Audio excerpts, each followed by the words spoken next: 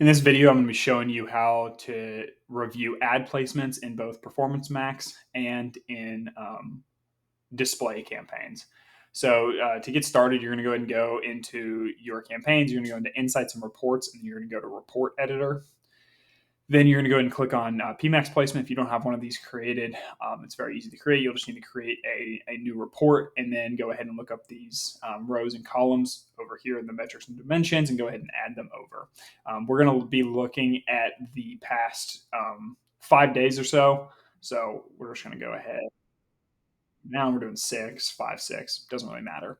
And so essentially, we're just going through and looking at our top performing not necessarily top performing, but most shown websites and apps to see if they necessarily line up with the business's goals and interests. So one thing that we're seeing a lot here is we're seeing a lot of mobile apps. This is something to definitely point out to your account manager. If you were seeing that mobile apps are taking up the majority of your impressions, definitely you don't need to go through all of the mobile apps. You can see what exactly they are right here. But what you do want to do is go through each of the actual websites and see if they are spam or not. So essentially, we're just going to click on it. It'll take us over to the website, and we'll just look in to see if it looks spammy at all. So this one is going to be fine. It's not a super high quality website, but we're not super concerned about it. I'll show you what concerning ones look like, but we're just going to click through and make sure that they all not necessarily make sense for our business because it is a Performance Max campaign. So we're supposed to be showing to a lot of people, and it won't always line up exactly. This is a mortgage company. It won't always line up with real estate. But we're essentially just going to go through. We're skipping all the mobile app ones. But like I said, if you see a ton of mobile apps taking up the majority of it, reach out to your account manager. Also, if Google owned and operated is not number one, reach out to your account manager to let them know that that's not up at the top because these are the most high quality websites. And so if these aren't at the top, we may be showing for too many bad placements. So to show you what bad ones look like, we're going to go back a little bit. You don't need to ever go back in time. This is just for example's sake, but ones that have a bunch of random numbers in them and then not like a normal dot something. So dot bond is obviously very fishy. Will come through. .net's fine, but the main one we're seeing here, you can see is like mortgage 34 something something. When you click on these types of sites, you'll see this type of format pop up, and this is a click farm. These are websites that you're going to need to exclude. Another one that you will see sometimes looks fine, but when you actually click on it, it will show some type of gray message like this. This is also a bad sign if the URL isn't working. So this would also need to be excluded. The way we exclude it is I like to have a second tab open, duplicate, go ahead and go into tools, go to content suitability. From here, we're going to scroll down and we're going to go to excluded placements. And then we're going to go to enter. And we are going to essentially just copy and paste over all of those bad websites. So when you click on it and see that it's bad, just copy, come over here, paste, click enter. We can add a ton at a time.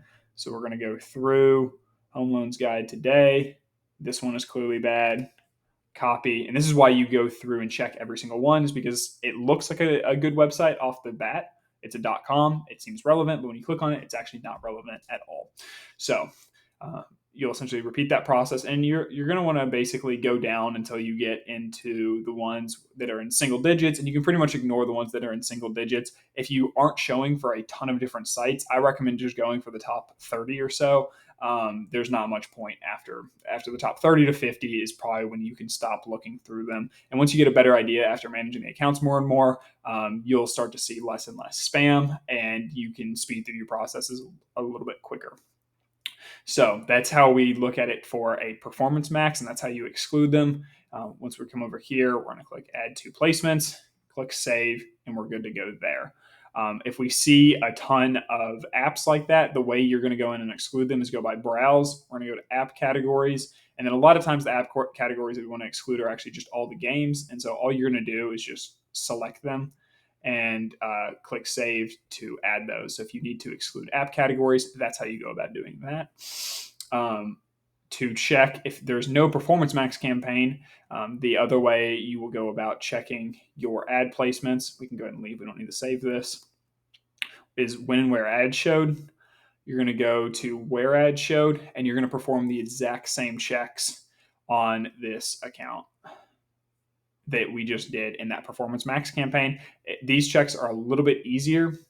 You'll see, no, we're going to stay where ads showed. In and find another campaign that actually had the placements. But as you can see here, it'll pop up like this, and make sure that you're only looking at enabled.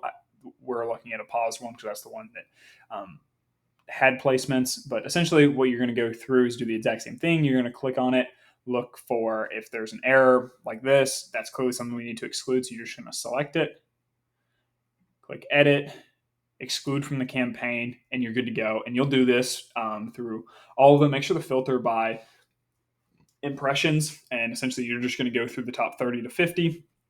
If there's more with double digits, go through all of them. Make sure that the date range is set to just like the past week or so you're not looking at too much data.